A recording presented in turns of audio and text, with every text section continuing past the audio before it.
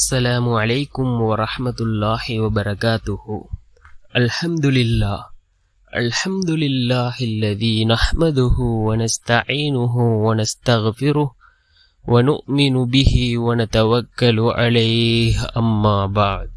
அன்பிற்குரிய அல்லாஹ்வின் நல்லடியார்களே, அன்பு சகோதரர்களே, நாம் தொடர்ச்சியாக பார்த்து வரக்கூடிய துஆக்களினுடைய திக்ருகளினுடைய தொகுப்பில் இன்று நாம் பார்க்க இருக்கின்ற விடயம் என்னவென்றால், இன்றைய தினம் ஜும்ஆவுடைய நாளாக இருந்து கொண்டிருக்கின்றது.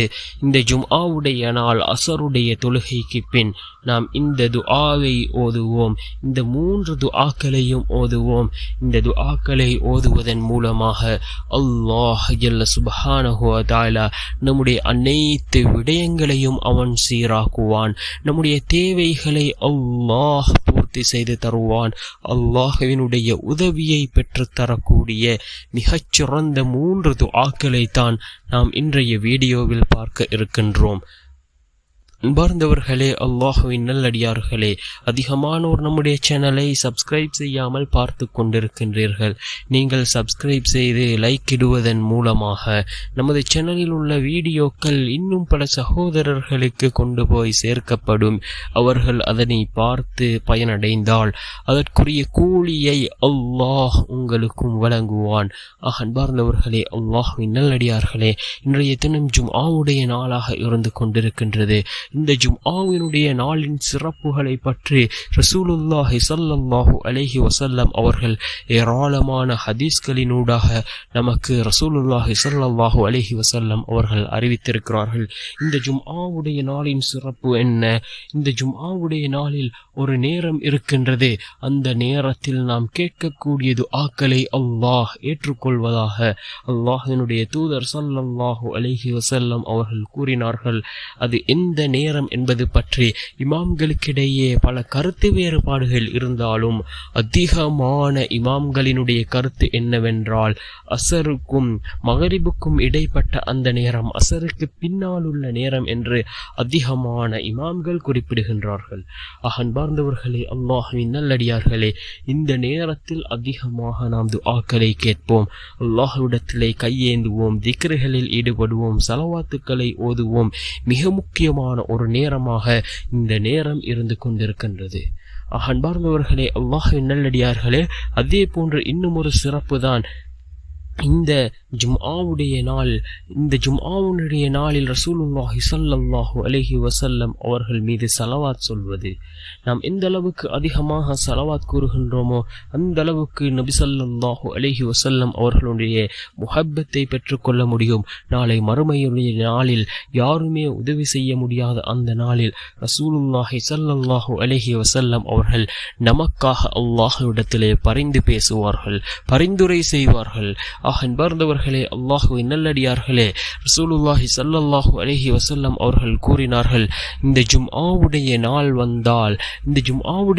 வந்தால் ஒவ்வொரு உயிரினங்களும் அச்சத்தால் அஞ்சி பயந்து நடுங்குகின்றது, ஆனால் மனிதனை தவிர என்று கூறினார்கள் ஸல்லல்லாஹு அலைஹி வஸல்லம் அவர்கள்.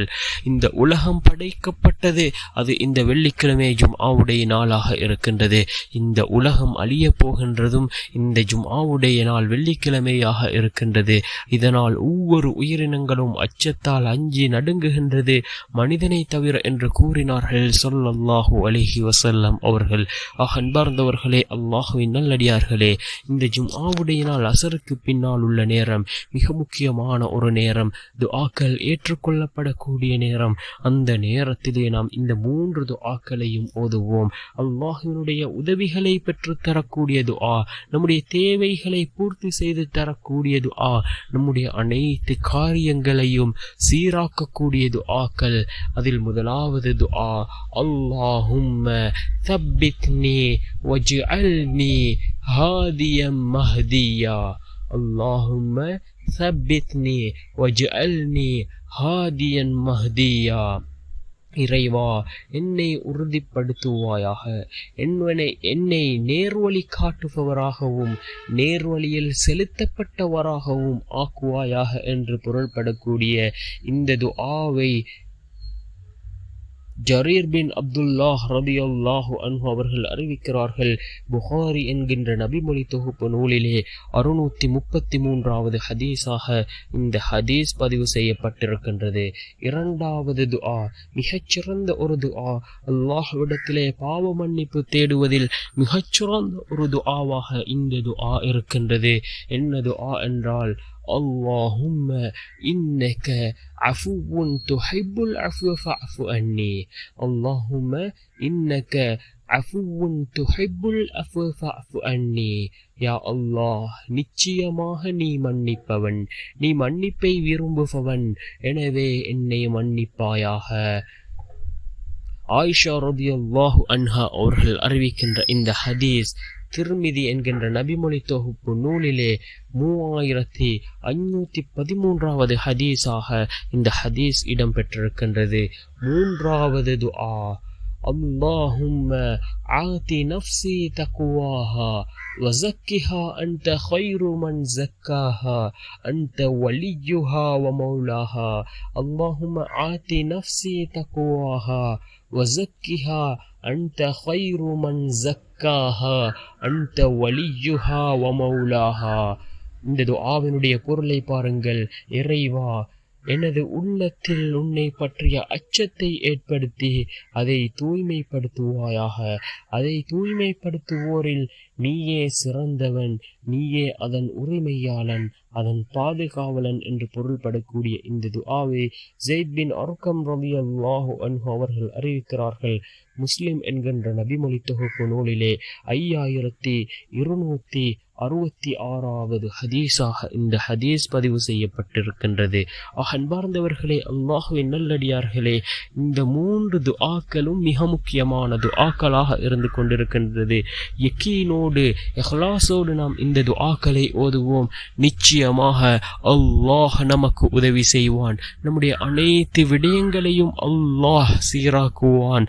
அதே போன்று நம்முடைய வாழ்க்கையில் உள்ள கஷ்டம் கவலைகளை அல்லாஹ் நீக்குவான்.